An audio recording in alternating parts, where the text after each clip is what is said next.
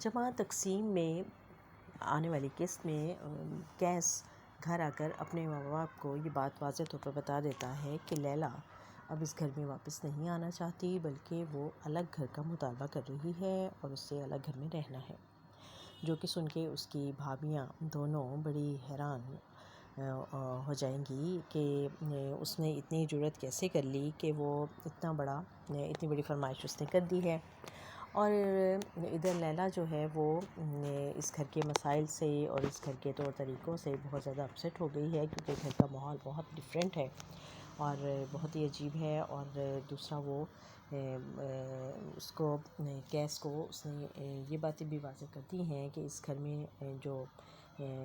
اس کا بھتیجا ہے وہ اس کی دوسرے بھائی کی بیٹی کو بھی ہراس کر رہا ہے، اور یہ معاملہ بھی بہت جلد آگے کھلے گا اور ایک بہت بڑے ہنگامے کا باعث بننے والا ہے۔